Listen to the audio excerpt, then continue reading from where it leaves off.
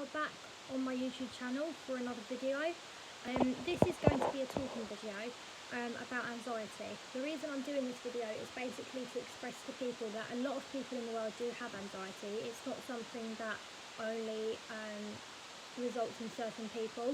I mean, most people that have anxiety will notice or feel like they're the only ones in the world that have it, and they look at other people and they think, why can't I be like this person where I haven't got to have it? But at the end of the day, everybody has actually got anxiety, but no one actually realises it. It's just different extents that people will have it to. Some people will have it to a severe extent where they have to take medication in order to help them with their daily lives. Some people will be in a middle sort of sector where I'm sort of at, where you worry about things you don't really need to worry about. You concern yourself every day that you're not as good as other people, and you worry that something's going to happen that's actually not, things like that.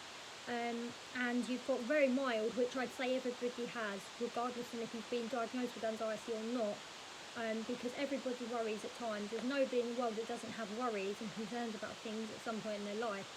For example, big sections of your life where, for example, you're growing up and you're going through your GCSEs, that's something most people worry about because they're concerned about how the outcome's going to be.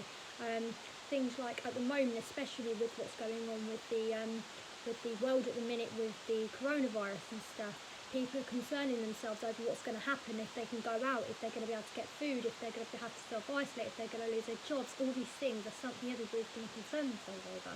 But some people might be in a further extent of worry than others because of the anxiety needs that they've got. So I have anxiety myself, so I thought I'd make a video to basically show people that anxiety isn't something that only certain people have. Everybody has got it, but some people realise that they think they're the only people that have it, but actually it's not just them, it's actually something that the whole world has got, without a doubt. These are basically ways that I help myself to calm down when I'm having an anxiety moment. Not necessarily does it have to be an anxious attack. You don't have to be physically having a panic attack in order to have the anxiety.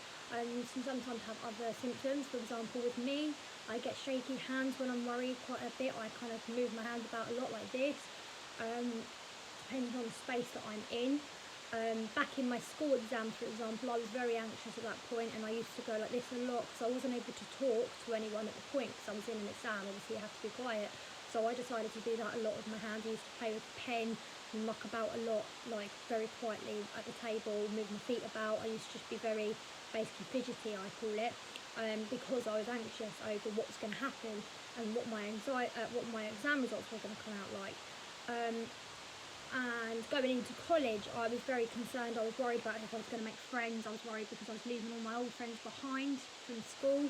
I was worried because I was going into a big sector that was nothing that I've ever been to before, going into a different course, having to be stuck on one course, obviously wanting to get the best grades possible whilst I was at the college, and then going into a workplace, starting my first job back in McDonald's a couple of years back. I was worried about that because it was a first job. I'd never been there before. I didn't know what to expect. I didn't know who I was going to meet. I didn't know what was going to happen.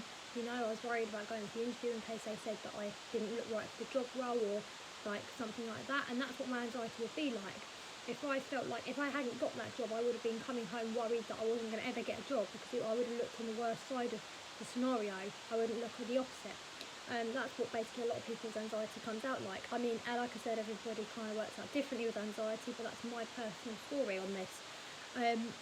So I do a lot of fidgety aspects. I also I get like a tight throat sort of feeling, as if someone's strangling me, which is one of the most common versions that people have when they are anxious. Feeling like they have to heavily breathe and they can't do it very well. They feel like something's stopping it. Headaches can be one. Feeling sick even sometimes, and dizzy. They're all signs of anxiety. But there are ways that you can calm yourself down. I actually had counselling a few months back online, and a few years ago I had an eating disorder where I used to have to go and have counselling for that, and then they involved anxiety, helpfulness, and mindfulness and stuff into that. They basically said that doing mindfulness activities was always a good way of helping you develop your anxiety feelings. So, for example, they told me to do things like yoga and meditation, and even if I went out and had a run around the block or something, you know, it's something that you're ambitious for and something you want to get better and you want to help yourself out with. It just calms you down a bit. And even if it's just like sitting in your bedroom, you're just doing a 10-minute exercise with stretching or something, it's not only helping you to get better with your anxious needs at the point, but it's also helping you to keep yourself strong and healthy and fit and stuff, because you're doing different sort of sports activities. They also said that sometimes if you don't want to do anything like physical, you could just lie on your bed, put some music on, some really relaxing music, and you can just lie there, close your eyes and just relax. And that will also help your tension to kind of calm down a little bit. I've got this thing online saying that there are ways that you can calm your anxiety. So basically it says that know the feeling of your heart being faster in response to a stressful situation. So obviously most people will notice that their heart does beat faster when you're in an anxious situation, and regardless to if you've got anxiety diagnosis or not. So basically, one of the ways you can do, like I said, is go for a walk or go for 15 minutes of yoga. Like I said, it doesn't take a lot of time of your day. Just literally add it into each of your days. If you do it in the afternoon, lunchtime, morning, day, night, whatever, it just doesn't matter. Whenever you feel comfortable. Sometimes the best way to stop anxious thoughts is to walk away from the situation. Taking some time to focus on your body and not your mind may help you to relieve your anxiety. Write down your thoughts. That's something they told me in my counselling. I felt like it was a bit stupid at the point, but then I did it and it actually did help me. Writing down what's making you anxious gets it out of your head and can make it less daunting. These relaxation tricks are particularly helpful for those who experience anxiety a lot more. However, if you expect GAD, which is called Generalised Anxiety Disorder, which is one certain type of disorder, quick coping measures shouldn't be the only kind of treatment you employ. You'll want to find long-term strategies to help lessen the severity of symptoms and even prevent this from happening. Learning to manage your triggers would be one of them as well. Some of the general triggers that people have anxiety over is a stressful job or work environment, driving or travelling, genetics, so anxiety could run in families, so it could just be general that you've got it because a family member has it.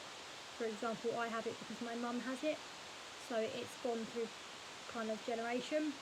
Withdrawal from drugs, if you take any of drugs and stuff, side effects of certain medications, trauma, phobias, you could be in a phobia. So obviously if you've got a phobia or something and you're in that situation where you've got to kind of relieve that and you've got to try and deal with your fear, you're going to be panicking like more than anything. Like if you've got scared of heights, you've got a height phobia and you're doing it, you're going to be like this with your anxiety. It's just one of them you've got to try and get over.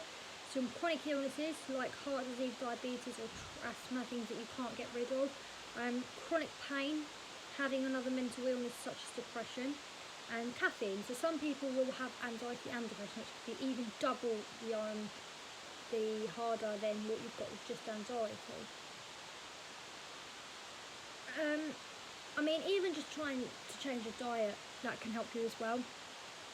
For example, trying things like green tea and lemon balm, so drinking lemon drinks and stuff like that. Like I said, at the end of the day, everybody deals with anxiety differently, but all we can do is support each other and just hope that everything will be okay, I suppose.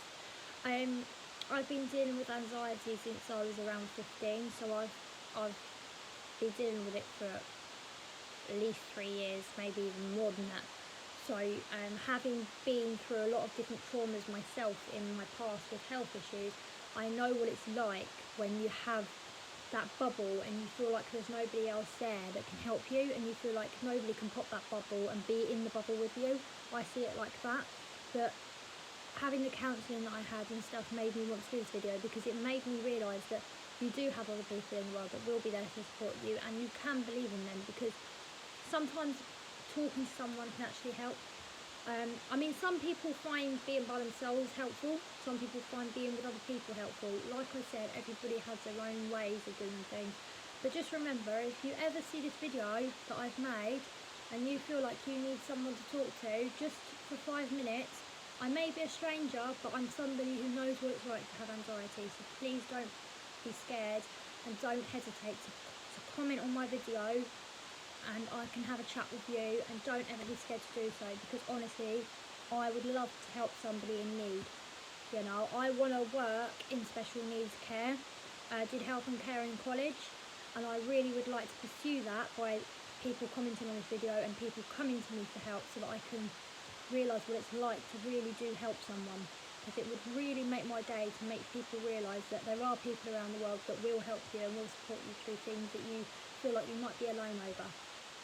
I hope you've all enjoyed this video, and I'm hoping that people will come to me if they need me and will feel comfortable to talk to somebody about their problems.